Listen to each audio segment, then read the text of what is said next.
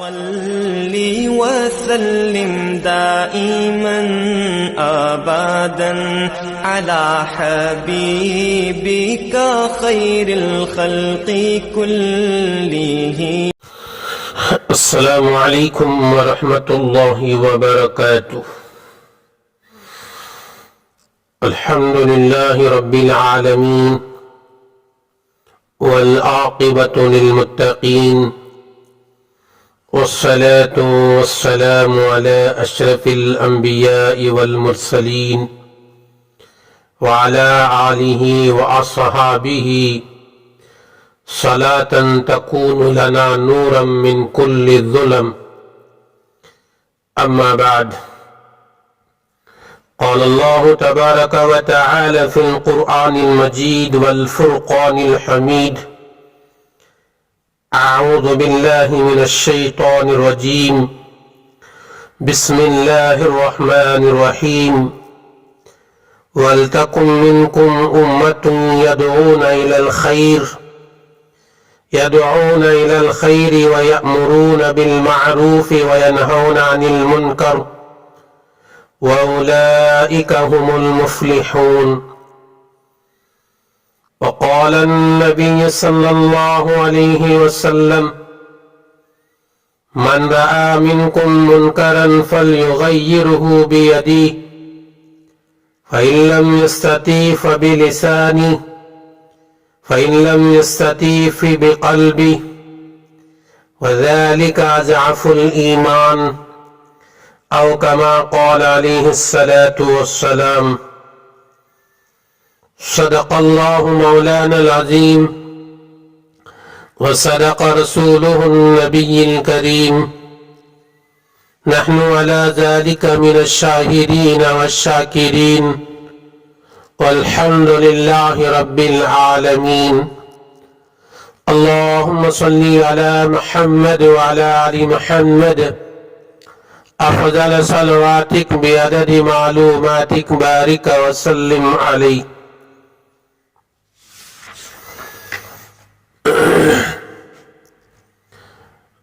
برادران محترم، سامعین اعظام، نوجوانان اسلام، بزرگوں اور دوستوں، اللہ جل جلالہ عم نوالہ کا بڑا ہی احسان ہوا. اللہ تبارک و تعالی نے مجھے اور آپ کو پہلی گھڑی میں اس کے گھر کو حاضری کی توفیق دیا.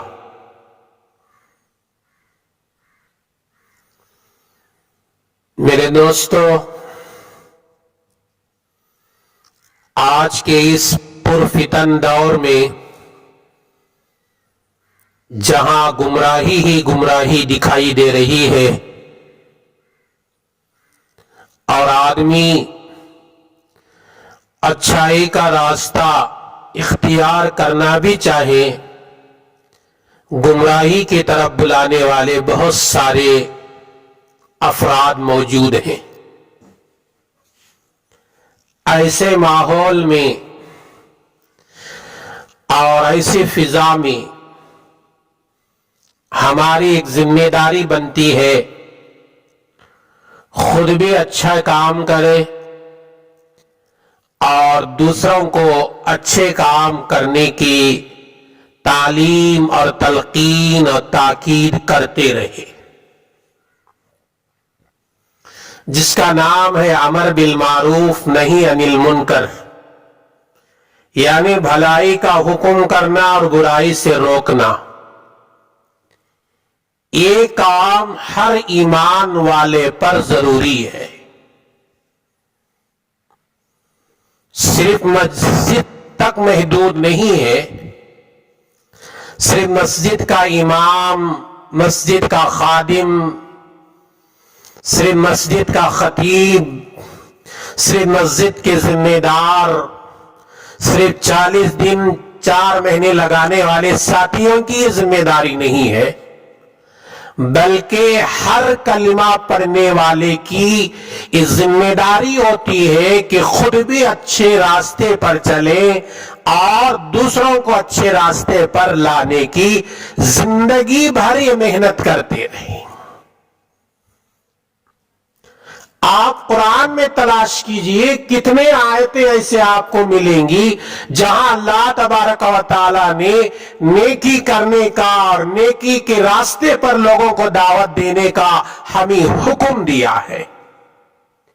ابھی میں نے قرآن کریم کی ایک آیت جو تلاوت کیا جس میں اللہ تبارک و تعالیٰ نے ہمیں اچھائی کا حکم اور اچھے کام کرنے کا حکم اور لوگوں کو اچھے طریقے پر دعوت دینے کا حکم دیا ہے۔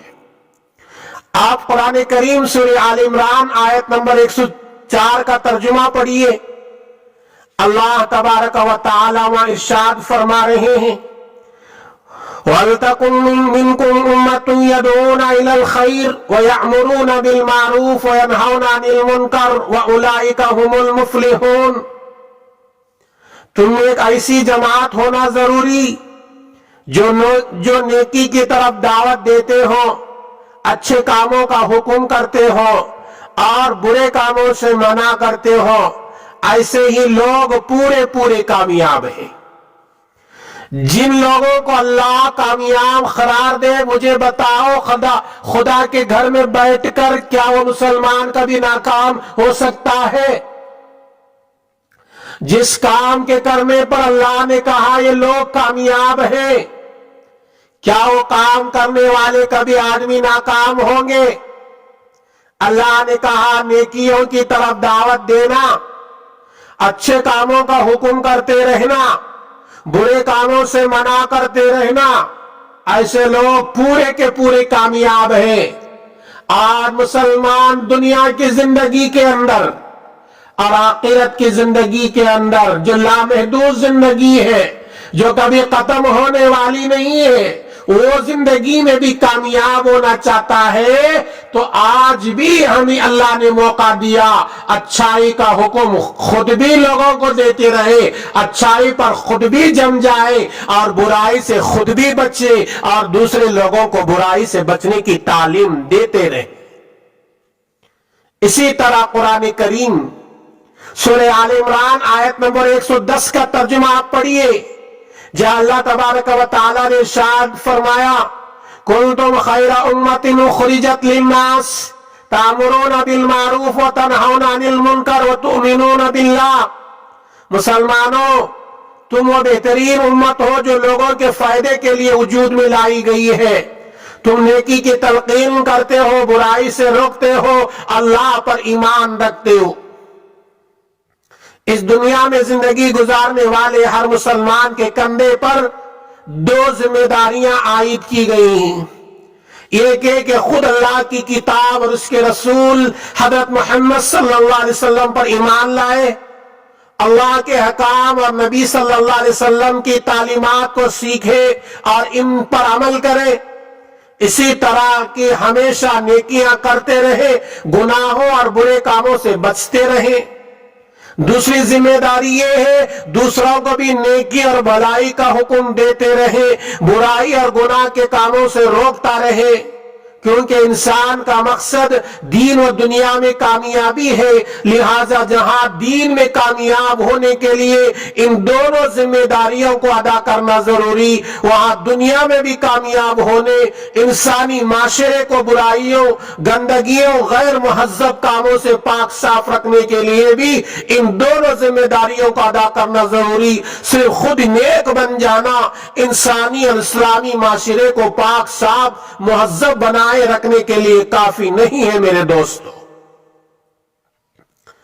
سورہ آل عمران کے آیت نمبر 104 پر غور کریں، اللہ نے صاف طور پر فرمایا مسلمانوں میں ایسی جماعت کا ہونا انتہائی ضروری جن کا خصوصی کام بھلائی کی دعوت دینا، برائیوں سے روکنا ہے، اور اتنی بڑی جماعت کا ہونا ضروری جو ہر علاقے کے مسلمانوں تک دین کی بات پہنچانے کے لیے کافی ہو۔ سورہ توبہ میں آپ دیکھیے سورہ توبہ آیت نمبر 71 کے اندر اللہ تبارک و تعالیٰ نے ارشاد فرمایا، جس کا ترجمہ ہے، اللہ تعالیٰ نے مسلمانوں کے صفات، ان کے خوبیوں کا ذکر کرتے ہوئے فرمایا، مومن مرد مومن عورتیں آپس میں ایک دوسرے کے مددگار ہیں۔ کیوں مددگار ہیں؟ وہ نیکی کا حکم دیتے ہیں، برائی سے روکتے ہیں، نماز قائم کرتے ہیں، زکوٰۃ ادا کرتے ہیں، اللہ اس کے رسول کی فرما برداری کرتے ہیں۔ یہ ایسے لوگ ہیں جن کو اللہ اپنی رحمت سے نوازے گا۔ یقیناً اللہ اقتدار کا بھی مالک ہے اور حکمت کا بھی مالک ہے۔ سورہ توبہ کے آیت نمبر 71 میں آپ غور کریں، اللہ نے فرمایا کہ میری رحمت کے مستحق وہ لوگ ہیں جو نیکی کا حکم کرتے ہیں اور برائی سے روکتے ہیں، نماز قائم کرتے ہیں، زکوٰۃ ادا کرتے ہیں، اللہ اور اللہ کے رسول کی فرما برداری کرتے ہیں۔ صرف نماز کا ذکر نہیں ہوا، صرف اللہ کی اطاعت کا ذکر نہیں ہوا، صرف رسول اللہ کی اطاعت کا ذکر نہیں ہوا، بلکہ ساتھ میں یہ فرمایا اچھائی کا حکم کرتے ہیں، برائی سے روکتے ہیں۔ اس صفت کی وجہ سے اللہ نے فرمایا ایسے لوگوں پر میری رحمت برستی ہے۔ اس آیت میں اللہ نے صاف طور پر فرمایا، مسلمانوں میں اگر رحمت کے مستحق بننا چاہتے ہو تو نیکی کا حکم کرتے رہو اور برائیوں سے روکتے رہو۔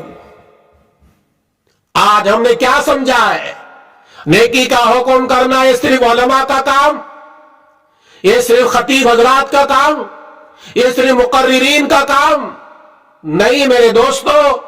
جتنا علم اللہ نے تمہیں صحیح دیا ہے، صحیح معلومات حاصل ہونے کے بعد وہ صحیح معلومات دوسروں تک پہنچانا تمہاری ذمہ داری ہے۔ اگر نہیں پہنچائے، تمہارے سامنے گناہ کا کام ہو رہا ہے اور تم دیکھتے رہ گئے تو اللہ کے عذاب کا انتظار کرنا پڑے گا۔ یہ بات میری آپ کو کڑوی لگ رہی ہوگی، یہ بات میری نہیں ہے، میرے اور آپ کے آقا حضرت محمد عربی صلی اللہ علیہ وسلم کا فرمان ہے۔ اپنی طاقت کے بقدر برائی کو ختم کرنے کی ہر آدمی کوشش کرے۔ بزرگ حضرات کے جماعت میں محنت کرے، نوجوانوں کی جماعت میں محنت کرے، عورتوں کی جماعت میں محنت کرے، مالدار طبقے کی جماعت میں محنت کرے، غریب طبقے کے اندر رہنے والے لوگوں پر محنت کرے۔ کالجز پڑھنے والا بہت بڑا طبقہ یہاں دکھائی دے رہا ہے، وہ کالج پڑھنے والا طبقہ اپنے کالج کے محدود دائرے میں رہنے والے اپنے دوست و احباب پر محنت کرے۔ رسول اللہ صلی اللہ علیہ وسلم نے ارشاد فرمایا، تم میں سے جو کوئی برائی دیکھے، ہاتھ سے روکنے پر قدرت ہو، اس کو چاہیے اسے اپنے ہاتھ سے روکے، اور اس کی طاقت ہاتھ سے روکنے کی نہ ہو تو زبان سے روکے، اور اس کی بھی طاقت نہ ہو، میرے آقا نے فرمایا دل سے برا جانی، یعنی صرف دل سے برا جاننا ایمان کا سب سے کمزور درجہ ہے۔ صحیح مسلم حدیث نمبر 186 کے اندر ہے، آقا نے فرمایا من رأى منكم منكرا فليغير بيده فإن لم يستطع فبلسانه فإن لم يستطع فبقلبه وذلك أضعف الإيمان۔ یہ حدیث میں ہی بتایا گیا سب سے افضل درجہ یہ کہ تم اپنے ہاتھوں سے برائی کو روکے۔ تمہارے پاس ہاتھ سے برائی کو روکنے کی طاقت نہیں، جو سامنے والا ہے وہ تمہارے سے زیادہ پاورفل آدمی ہے، ہاتھ سے روکنے کی طاقت نہیں ہے تو زبان سے سمجھاؤ۔ اللہ نے زبان دیا ہے، اس زبان کو گندے گانوں میں استعمال کرتے ہو، انٹرنیٹ کے گانے سوچنے اور بولنے میں استعمال کرتے ہو، امر بالمعروف نہی عن المنکر کے اندر لگاؤ۔ یہ زبان کل قیامت کے دن تمہیں جنت میں لے کے جائے گی انہی بول کی وجہ سے۔ اگر زبان سے بولنے کی بھی طاقت نہیں، میرے نبی نے فرمایا ایمان کا آخری درجہ ہے کہ دل میں برا سمجھے، اے اللہ میرے ہاتھ سے روکنے کی میرے پاس طاقت نہیں، زبان سے سمجھانے کی میرے پاس طاقت صلاحیت نہیں ہے، اللہ یہ جو کام کر رہا ہے یہ برا کام کر رہا ہے، اے اللہ میں دل میں اس عمل کو برا جانتا ہوں، اس کو مجھے سمجھانے کی توفیق دے۔ آج ہمارے اندر کہاں ہے وہ لوگ؟ ہر شخص ایمانی ذمہ داری بتائی، جو آدمی کسی کو غلط کام کرتا دیکھے اس کو اپنی طاقت کے بقدر روک دے۔ کسی خاص طبقے کا کام نہیں، بلکہ ہر آدمی کی دینی ایمانی ذمہ داری جس پر جتنا اختیار ہو اتنا استعمال کرے. آج بھی مختلف دائرے ہیں، اس کا استعمال ممکن ہے. گھر کے بڑے لوگ اپنے چھوٹوں کو، شوہر اپنی بیوی کو، استاد اپنے شاگرد کو، باپ اپنی اولاد کو نیکیوں کا حکم دینے، برائیوں سے روکنے میں اپنی پوری طاقت استعمال کر سکتا ہے. اس بارے میں پوری کوشش کرنا چاہیے. یہ نہیں کہ صرف ایک دو مرتبہ لاپرواہی کے ساتھ ٹوکا پھر اپنی حالت پر چھوڑ دیا، بلکہ جو تدبیر بن سکتی ہے تو اختیار کرے، ورنہ اللہ کے سامنے جواب دینا مشکل ہو جائے گا. آج ہمارا ماحول یہ بن گیا، کوئی مسجد کا امام، کوئی مسجد کا خطیب سمجھانے کے لیے دل میں درد لے کر آ کر سمجھاتا ہے یہ گناہ نہ کرو، لوگ اس سے محبت کرنے کے بجائے نفرتیں کرتے ہیں. یہ کون ہو سکتا ہے ہمیں صحیح راستہ دکھانے والا؟ میرے دوستو، اس طرح کا خیال تمہارے ذہنوں سے نکال دو. اللہ کا عذاب ورنہ نازل آئے گا. برے کاموں کے روکنے کی طاقت ہونے کے باوجود نہ روکنے کی وجہ سے گناہ نہ کرنے والے بھی عذاب میں مبتلا ہو جاتے ہیں. جب تک امت امر بالمعروف نہی عن المنکر کے فریضے کو ادا کرتی رہتی ہے، اس وقت تک اللہ کی رحمت ان پر برستی رہتی ہے. معاشرے میں ایمان اسلام زندہ رہتا ہے. جب امت اس سے غافل ہو جاتی ہے، اس کے سامنے برائی گناہ کے کام ہوتے رہتے ہیں، وہ خاموش بیٹھ کر دیکھتی رہتی ہے، اس پر کوئی روک ٹوک نہیں کرتی، اس پر اللہ کا عذاب آتا ہے. اور یہ عذاب صرف انہی لوگوں پر نہیں آتا جو گناہ میں مبتلا ہیں، بلکہ ان عذاب کے وہ لوگ بھی لپیٹ میں آ جاتے ہیں جو خاموش بیٹھ کر برائیوں کو دیکھتے رہتے ہیں، ان پر کوئی روک ٹوک نہیں کرتے.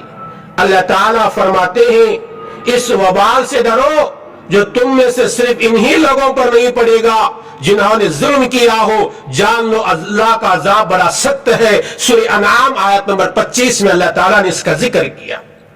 ایک حدیث ابو داؤد میں ہے 4338 کے اندر رسول اللہ صلی اللہ علیہ وسلم نے فرمایا جس قوم میں گناہ کے کام کیے جا رہے ہو وہ قوم کے لوگ ان کو روکنے کی طاقت ہو پھر بھی ان کو نہ روکیں، قریب ہے کہ اللہ تعالیٰ اپنے پاس سے ان سب پر عذاب نازل کر دے گا. عذاب کا مطلب یہ نہیں کہ ایک ہی مار فنا ہو جائے، نہیں، زندگی کو تنگ کر دینا، پریشانیوں کے اندر مبتلا کر دینا، یہ بھی اللہ کا عذاب ہے. لیکن ہم سمجھتے نہیں ہیں گناہوں سے نہ روکنے کی وجہ سے دنیا میں عذاب آتا ہے. ابو داؤد کے اندر روایت رسول اللہ صلی اللہ علیہ وسلم نے فرمایا اگر کسی قوم میں کوئی شخص گناہ کرتا ہے قوم کے لوگ اسے روکنے پر قدرت بھی رکھتے ہیں پھر بھی وہ لوگ نہ روکے تو مرنے سے پہلے ان لوگوں پر اللہ کا عذاب آئے گا. جب نبی بتا دیے برائی کو نہ روکنے والے پر اللہ کا عذاب آئے گا، ویسے ہی عذاب آئے گا جیسے برائی کرنے والے پر عذاب آتا ہے، تو مجھے انصاف کے ساتھ سوچ کر بتائیے ایک منٹ کے لیے، کیا میرے نبی کی بات آج تک جھوٹ ہوئی ہے؟ آج تک میرے نبی کی بات کے اندر ایک جملے کو دنیا کا کوئی آدمی جھوٹ ثابت نہیں کر سکا. اور ہمارا ایمان ہے اور ہمارا یقین ہے اور ہمارا عقیدہ ہے قیامت تک بھی کوئی مائی کا لال میرے نبی کے ایک جملے کو بھی جھوٹا ثابت نہیں کر سکے گا. جب نبی کی بات جھوٹ نہیں ہوتی تو وہ لوگوں کو ڈرنا چاہیے جو گناہوں پر گناہ کرتے جا رہے ہیں یا گناہوں کو دیکھ کر خاموش رہ رہے ہیں، حالانکہ ان کے پاس روکنے کی صلاحیت ہے. ہاتھ سے بھی روک سکتے ہیں یا زبان سے بھی روک سکتے ہیں، نہ ہوا تو ادنا درجہ کے دل میں اس کو برا سمجھنے والے، یہ بھی ایمان کے دائرے میں ہے. یہ تو ہم کر سکتے ہیں لیکن ہم ہی کرنے والے بہت کم لوگ نظر آتے ہیں. ایک حدیث سنیے، بڑی عبرت والا واقعہ ہے. شعب الایمان حدیث نمبر 7595 کے اندر روایت ہے. ایک مرتبہ رسول اللہ صلی اللہ علیہ وسلم ارشاد فرماتے ہیں اللہ تعالیٰ نے حضرت جبرائیل کو حکم دیا فلاں شہر کو اس کے رہنے والوں کے ساتھ الٹ دو۔ حضرت جبرائیل نے عرض کیا، اے پروردگار، ان میں آپ کا فلاں نیک صالح بندہ بھی ہے جس نے پلک جھپکنے کے بقدر بھی آپ کی کبھی نافرمانی نہیں کی، کیا اسے بھی عذاب میں شریک کر دیا جائے؟ سنو میرے دوستو، اللہ تعالیٰ نے فرمایا اس شہر کو اس آدمی اور اس کے ساتھ رہنے والوں کے ساتھ الٹ دو، کیونکہ اس شہر میں میری نافرمانی ہوتی رہی مگر ایک گھڑی کے لیے بھی اس کے چہرے کا رنگ نہیں بدلا، تو اس کے ساتھ میں وہ بستی کو لپیٹ کر فنا کر دو، عذاب کا شکار بنا دو۔ معلوم ہوا بھلائیوں کا حکم دینا، برائیوں سے روکنا یہ اہم ضروری کام ہے، اس کے نہ ہونے سے نیکیاں کرنے والے بھی عذاب کے لپیٹ میں آ جاتے ہیں۔ آج عموماً لوگ گناہ میں مبتلا ہیں، نمازیں چھوڑتے ہیں، جھوٹ بولتے ہیں، جھوٹی گواہیاں دیتے ہیں، بغض کرتے ہیں، حسد کرتے ہیں، ایک دوسرے کو تکلیف دینا، حرام طریقے سے مال کمانا، لوٹ مار کرنا، بدکاری کرنا، بے حیائی کرنا، خیانت کرنا، وعدہ خلافی کرنا، دھوکہ دینا، جوا کھیلنا، شراب پینا، کون سا ایسا گناہ ہے جو آج ہمارے معاشرے میں نہیں پا جا رہا ہے؟ مگر کوئی ان کو منع کرنے والا نہیں۔ ایسی صورت پر امت پر طرح طرح کے پریشانیاں مصیبتیں نہیں آئی تو اور کیا آئیں گی؟ بھلائیوں کا حکم دو، برائیوں سے روکو، ورنہ میرے نبی نے فرمایا تمہاری دعائیں بھی قبول نہیں ہوتی۔ ترمذی کی روایت، رسول اللہ صلی اللہ علیہ وسلم نے قسم کھا کر ارشاد فرمایا، قسم اس ذات کی جس کے قبضے میں میری جان ہے، تم ضرور بھلائیوں کا حکم دو، برائیوں سے روکو، ورنہ قریب ہے اللہ اپنے پاس سے عذاب بھیج دے گا، پھر تم مجھ سے دعا کرو گے وہ تمہاری دعائیں قبول نہیں کرے گا۔ اور ہماری دعائیں قبول ہونا ہے تو ہم بھی صحیح راستے پر چلیں، دوسروں کو جو غلط راستے پر چل رہے ہیں اس کو صحیح راستے پر لانے کی فکر کریں۔ اگر کوئی صحیح راستے پر لانے کی فکر کر رہا ہے، خدا را اس کے دشمن نہ بنو، اس کو وہ کام کرنے دو، اس کو بولنے پر اس کے زندگی میں ایک آدمی بھی صحیح ہو گیا اس کی عاقبت سنور جائے گی۔ اس کے جان کے دشمن نہ بنو، اس کی عزت کے دشمن نہ بنو، اور اس کو ذلیل کرنے کی فکر نہ کرو، اس کے عہدے کی فکر گرانے سے فکر نہ کرو، ورنہ اللہ کے دربار میں تمہیں جواب دینا ہوگا۔ دوسروں کو دعوت دو مگر خود بھی عمل نہیں کرو گے تو یہ بھی بہت بڑا عذاب ہے۔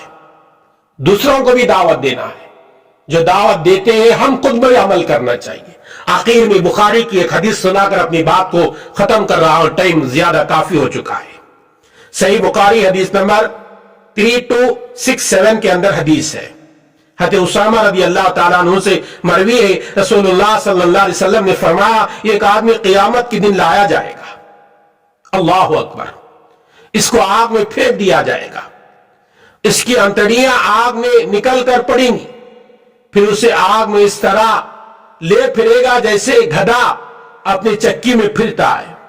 دوسرے جہنمی لوگ اس کے پاس جمع ہوں گے، پوچھیں گے اے فلاں یہ تیرا کیا حال ہے؟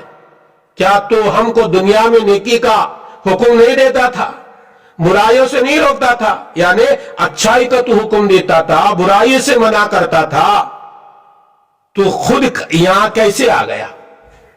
وہ کہے گا دونوں نیکیوں کا حکم تو میں دیتا تھا، میں خود عمل نہیں کرتا تھا، تمہیں برائیوں سے روکتا تھا مگر میں خود ان سے نہیں رکتا تھا، آج مجھے اس کی سزا یہ ملی ہے، میں جہنم میں جل رہا ہوں۔ آج بھی دعوت و تبلیغ کرنے کے بہت سارے ساتھیاں لوگوں کو تو اچھائی کا حکم دیتے ہیں، لوگوں تو کہتے ہیں کہ کسی کی غیبت نہ کرو، لیکن بہت بڑا طبقہ اسی کے اندر مبتلا ہے۔ ہمارے ساتھیوں کا بہت بڑا طبقہ غیبت میں مبتلا ہے، لوگوں کے عزت کے جان کے لالے پڑ رہے ہیں لیکن وہ خوش ہو رہا ہے۔ ایسے ساتھیوں کے لیے ایک منٹ کھڑ کر میں ادب سے کہتا ہوں اس طرح کی برائی اندر نہ پیدا کرو، خود کو تو اچھائی کا حکم، اچھائی کے راستے پر لاؤ اور دوسروں کو بھی اچھائی کا حکم دو۔ جب ہی تمہاری دعوت کا اثر سامنے والے کی زندگی پر گرے گا. لیکن تم نے اچھائی کا تو حکم دیا، خود اچھے کام نہیں کرا. تو بخاری کی اس حدیث کے مطابق خود تبلیغ کا کام کرنے والا، اچھائی کا حکم دینے والا، برائی سے روکنے والا خود جہنم میں جا کر جلتا رہے گا اور لوگوں کو بتائے گا، لوگوں میں جہنم میں اس لیے آیا ہوں، میں لوگوں کو تو اچھائی کا حکم دیتا تھا، خود اچھے کام نہیں کرتا تھا، برائی سے لوگوں کو روکتا تھا، برائی سے خود نہیں روکتا تھا، اس لیے آج میں جہنم میں پچھتا رہا ہوں، ذلیل ہوں. اللہ کے پھٹکار بن گئی ہے، اللہ کے غصہ نازل ہو چکا ہے، میں جہنم میں جل رہا. میرے دوستو، ان باتوں کو اپنی زندگی کے ہر سانس، آخری سانسوں تک یاد رکھو اور ان باتوں پر عمل کرو. عمل کرنے ہی سے تو آدمی کامیاب ہوتا ہے، علم سے آدمی کامیاب نہیں ہوتا. علم تو شیطان کے پاس بھی تھا لیکن عمل نہیں کیا تو ذلیل ہوا. آج بھی مسلمان کے طبقے کے اندر علم ہے لیکن عمل سے دوری، اس لیے تو مصیبتیں مسلمانوں پر دن بہ دن آتے جا رہے ہیں. اپنوں کی طرف سے بھی آ رہے ہیں، غیروں کی طرف سے بھی آ رہے ہیں، باطل طاقتوں کی طرف سے بھی آ رہے ہیں. آئیے اللہ سے دعا کریں گے، اللہ تبارک و تعالی مجھے اور آپ کو کہی اور سنی ہوئی باتوں پر عمل کی توفیق عطا فرمائے. آمین. السلام علیکم ورحمۃ اللہ وبرکاتہ.